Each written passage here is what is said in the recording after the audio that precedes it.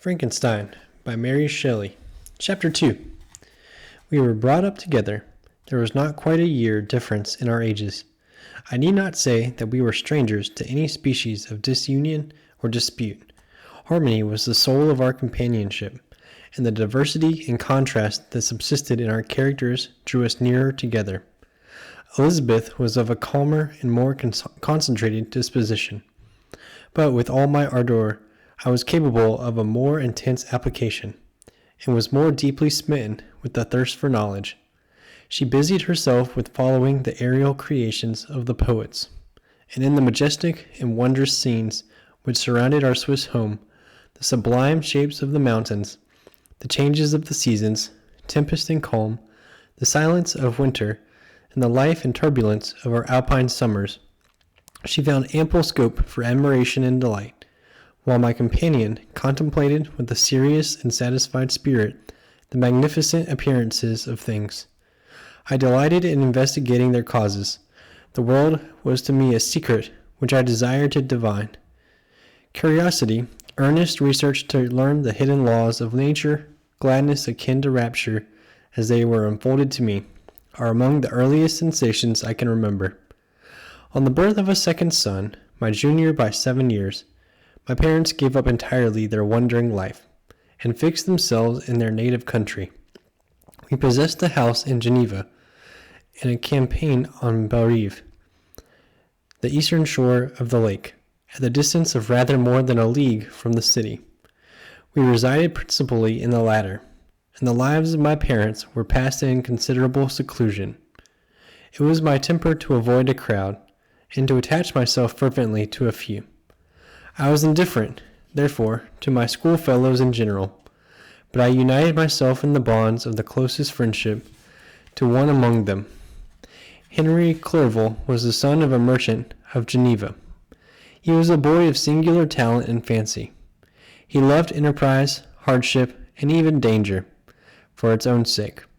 He was deeply read in books of chivalry and romance. He composed heroic songs, and began to write many a tale of enchantment and knightly adventure.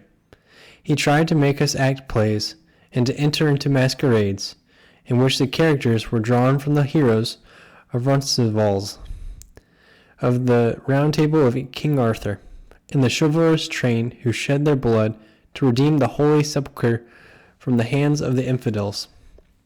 No human being could have passed a happier childhood than myself.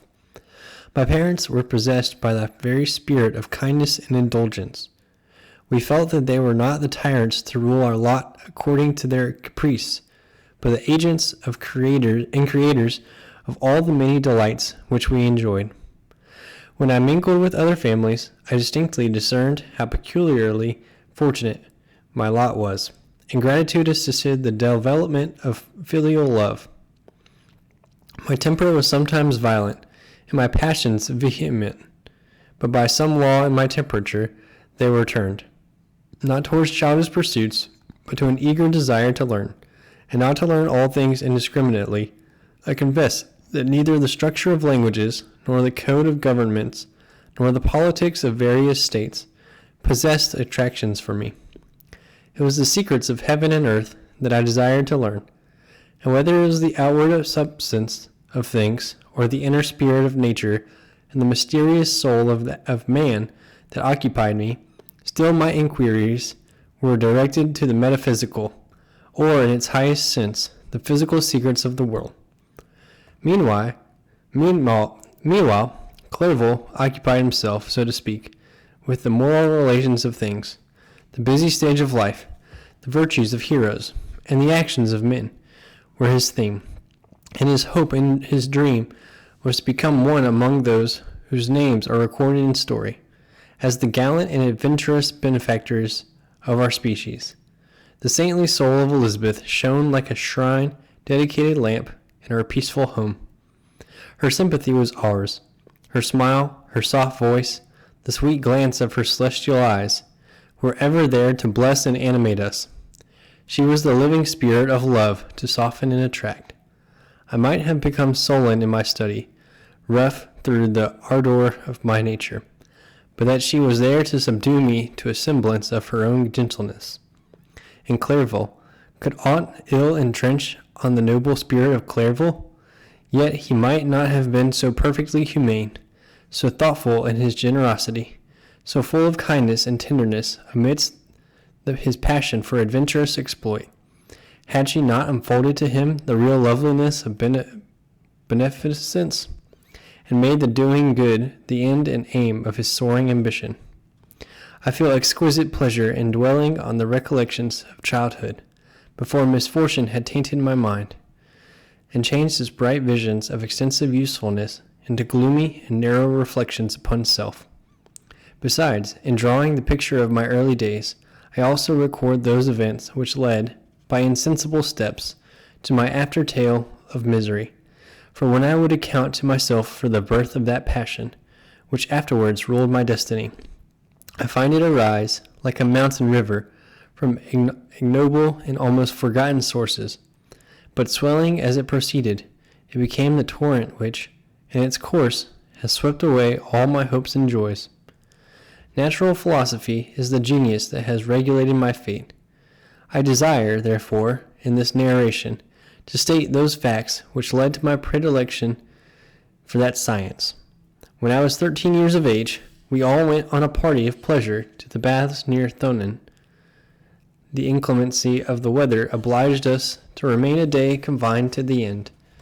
In this house I chanced to find a volume of the works of Cornelius Agrippa.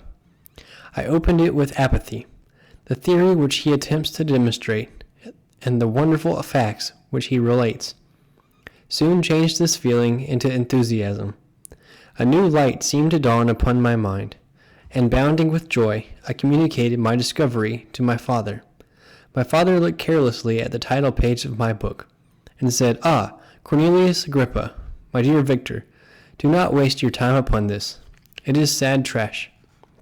If instead of this remark, my father had taken the pains to explain to me that the principles of Agrippa had been entirely exploded, and that a modern system of science had been introduced, which possessed much greater powers than the ancient, because the powers of the latter were chimerical, while those of the former were real and practical.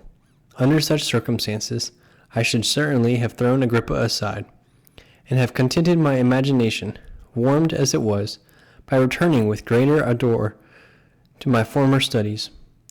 It is even possible that the train of my ideas would never have received the fatal impulse that led to my ruin. But the cursory glance my father had taken of my volume by no means assured me that he was acquainted with its contents, and I continued to read with the greatest avidity. When I returned home, my first care was to procure the whole works of this author, and afterwards of Paracelsus and Albertus Magnus. I read and studied the wild fancies of these writers with delight. They appeared to me treasures known to few beside myself. I have described myself as always having been imbued with a fervent longing to penetrate the secrets of nature. In spite of the intense labor and wonderful discoveries of modern philosophers, I always came from my studies discontented and unsatisfied. Sir Isaac Newton is said to have avowed that he felt like a child picking up shells beside the great and unexplored ocean of truth. Those of his successors in each branch of natural philosophy with whom I was acquainted appeared, even to my boy's apprehensions, as tyros engaged in the same pursuit. The untaught peasant beheld the elements around him, and was acquainted with their practical uses. The most learned philosopher knew little more. He had partially unveiled the face of nature, but her immortal lineaments were still a wonder and a mystery. He might dissect, anatomize, and give names, but not to speak of a final cause. Causes in their secondary and tertiary grades were utterly unknown to him. I had gazed upon the fortifications and impediments that seemed to keep human beings from entering the citadel of nature, and rashly and ignorantly I had repined. But here were books, and here were men who had penetrated deeper and knew more. I took their word for all that they averred, and I became their disciple. It may appear strange that such should arise in the 18th century, but while I followed the routine of education in the schools of Geneva, I was, to a great degree, self-taught with regard to my favorite studies. My father was not scientific, and I was left to struggle with a child's blindness, added to a student's thirst for knowledge, under the guidance of my new preceptors. I entered with the greatest diligence into the search of the philosopher's stone and the elixir of life, but the latter soon obtained my undivided attention. Wealth was an inferior object, but what glory would attend the discovery if I could banish disease from the human frame and render man invulnerable to any but a violent death. Nor were these my only visions. The raising of ghosts or devils was a promise liberally accorded by my favorite authors, the fulfillment of which I most eagerly sought. And if my incantations were always unsuccessful, I attributed the failure rather to my own inexperience and mistake than to a want of skill or fidelity in my instructors. And thus, for a time, I was occupied by exploded systems, mingling like an unadept 1,000 contradictory theories, and floundering desperately in a very slough of multifarious knowledge, guided by an ardent imagination and childish reasoning, till an accident again changed the current of my ideas. When I was about 15 years old, we had retired to our house near Bellerive, when we witnessed a most violent and terrible thunderstorm. It advanced from behind the mountains of Jura, and the thunder burst at once with frightful loudness from various quarters of the heavens. I remained, while the storm lasted, watching its progress with curiosity and delight. As I stood at the door, on a sudden I beheld a stream of fire issue from an old and beautiful oak which stood about 20 yards from our house. And so soon as the dazzling light vanished, the oak had disappeared, and nothing remained but a blasted stump. When we visited it the next morning, we found the tree shattered in a singular manner. It was not splintered by the shock, but entirely reduced to thin ribbons of wood. I had never beheld anything so utterly destroyed. Before this, I was not unacquainted with the more obvious laws of electricity. On this occasion, a man of great research in natural philosophy was with us, and excited by this catastrophe, he entered on the explanation of a theory which he had formed on the subject of electricity and galvanism, which was at once new and astonishing to me. All that he said threw greatly into the shade Cornelius Agrippa, Albertus Magnus, and Paracelsus, the lords of my imagination, but by some fatality the overthrow of these men disinclined me to pursue my accustomed studies. It seemed to me as if nothing would or could ever be known. All that had so long engaged my attention suddenly grew despicable. By one of those caprices of the mind which we are perhaps most subject to in early youth, I at once gave up my former occupations, set down natural history and all its progeny as a deformed and abortive creation, and entertained the greatest disdain for a would-be science, which could never even step within the threshold of real knowledge. In this mood of mind, I betook myself to the mathematics and the branches of study appertaining to that science, as being built upon secure foundations, and so worthy of my consideration. Thus strangely are our souls constructed, and by such slight ligaments are we bound to prosperity or ruin. When I look back, it seems to me as if this almost miraculous change of inclination and will was the immediate suggestion of the guardian angel of my life, the last effort made by the spirit of preservation to avert the storm that was even then hanging in the stars and ready to envelop me.